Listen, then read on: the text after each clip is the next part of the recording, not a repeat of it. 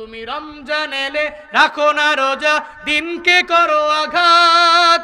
পয়সা কড়ির নেই তো অভাব, দাও না তো যাকাত। তুমি ইমানদারির বড়াই করো, নেই তোমার ইমান। ইমানদারির বড়াই করো, নেই তোমার ইমান। তুমি কেমন মুসলমান, তুমি কেমন মুসলমান, কেমন মুসলমান, তুমি কেমন মুসলমান। তুমি সুদের টাকায় প্রাসাদ গড়ো, ঘুষ ছাড়ো না। দিন দুঃখী না খেয়ে মরে, খবর রাখো না। তুমি ঘুষ খেয়ে বিচার করো, সাজিয়া প্রধান। ঘুষ খেয়ে বিচার করো, সাজিয়া প্রধান। তুমি কেমন মুসলমান, তুমি কেমন মুসলমান, কেমন মুসলমান, তুমি কেমন মুসলমান। তুমি নবীর উম্মত দাবি করো, সুন্নাহ মানো না। নবীর অপমানে তোমার হৃদয় কাঁদে না। তুমি নবীর উম্মত দাবি করো, সুন্নাহ মানো না। নবীর অপমানে তোমার হৃদয় কাঁদে না। তুমি বিজাতীয় সংস্কৃতিতে সপেছ পরাণ, বিজাতীয় সংস্কৃতিতে সপেছ পরাণ। তুমি কেমন মুসলমান, তুমি কেমন মুসলমান, কেমন মুসলমান, তুমি কেমন মুসলমান। নামাজের সাথে নাই পরিচয়, মানো না কোরআন।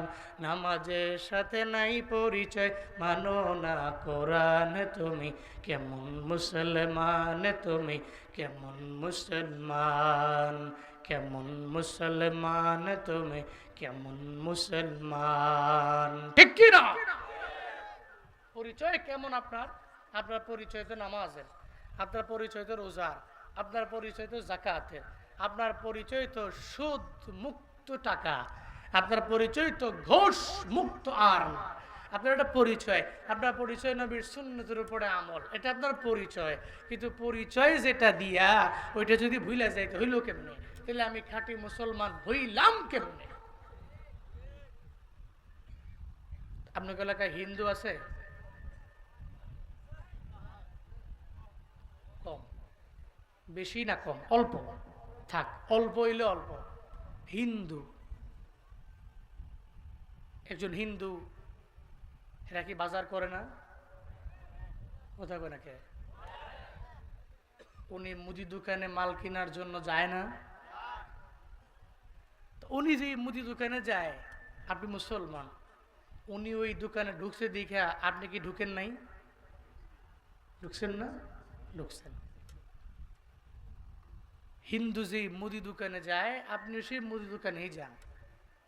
এরপরে আপনি পাঞ্জাবি পড়েন, হিন্দুরা কি পাঞ্জাবি পড়ে না? পড়ে। আপনার গালে দাড়ি আছে, হিন্দুর গালে দাড়ি আছে না নাই? দেখবেন আছে।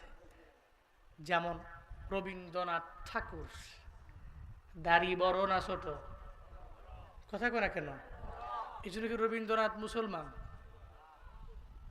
তাইলে রবীন্দ্রনাথের গালে দাড়ি আছে, আপনার গালেও দাড়ি আছে, সে তো হিন্দু, আপনি মুসলমান।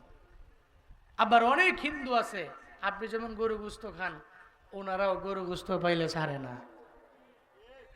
আছে না নাই? আমার কাছে আছে প্রমাণ। আপনি, আমার এলাকায় অনেক হিন্দু আছে, আমাদের গ্রামে অনেক হিন্দু আছে। আমি গ্রাম থেকে বের হয়ে একদিন প্রোগ্রামে যাব, তো বাজারে আসার পরে আমার গাড়ি থামাইছে হিন্দু একজন, তো গ্লাস নামাইলাম, বললাম কি কারণে?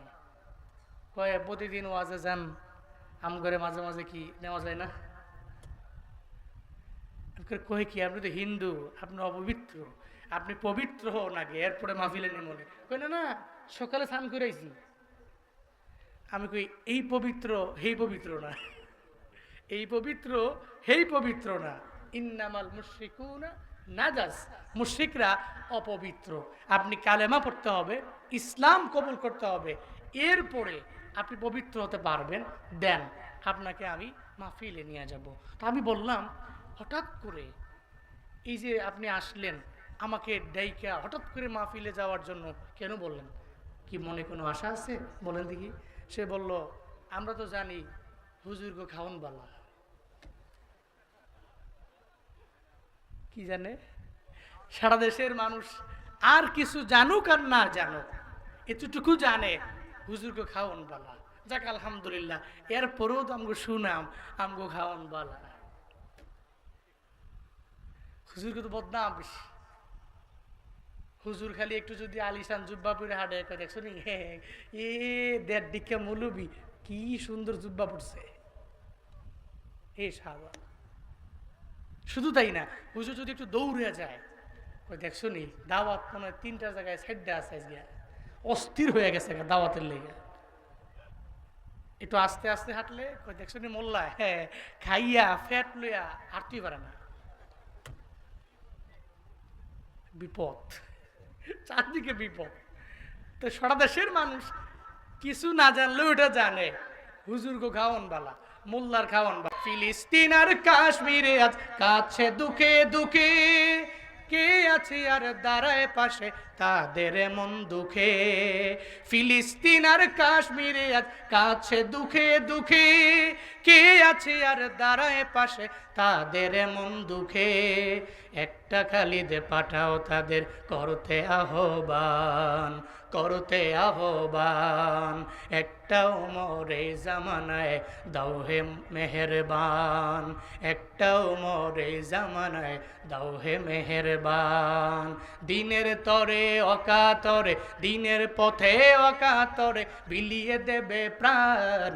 একটা উমর এই জামানায় দাও হে মেহেরবান, একটা উমর এই জামানায় দাও হে মেহেরবান, একটা উমর এই জামানায় দাও হে মেহেরবান। সকলেই পড়ি আমিন। আল্লাহ এমন একজন অমর দান করেন, এমন খালিদ দান করেন, যারা যে ব্যক্তি সারা বিশ্বের সমস্ত মুসলিমকে ইউনিটির মধ্যে আনবে। ভরপুর মজলিস থেকে গাজাবাসীর জন্য দোয়া করি, ফিলিস্তিনের জন্য দোয়া করি। আল্লাহ ফিলিস্তিনের মুসলমানদেরকে আপনার কুদরতি হাতে আপনি রক্ষা করেন। সকলে পড়িয়া আমিন। এরা এই চিন্তা করে, যারা মুমিন, যারা একবার ঈমান আনে এরা লাভবান হয়। যদিও এদেরকে বোমা হামলার মধ্যে মাধ্যমে দুনিয়া থেকে বিদায় করে দেওয়া হয়, এরা চিন্তা করে না, কারণ এদের মরণের পরে আল্লাহ জাহান্নাম রাখে নাই। মুমিনের মৃত্যু বরণ করতে দেরি, সে শহীদ হতে দেরি, আল্লাহর জান্নাতে যাইতে দেরি হবে না। এজন্য এদের কোনো চিন্তা নাই, এরা ঈমানটাকে মজবুত করে অগ্রগামী হয়। এরা জানে আমার মৃত্যু হলো আমার লেগ, আমার খাল, আমার প্রতিবন্ধকতা। বরণ করতে দেরি, আমার রব আমাকে জান্নাতে প্রবেশ করাতে দেরি করবে না। চিল্লায় পড়েন আল্লাহু আকবার।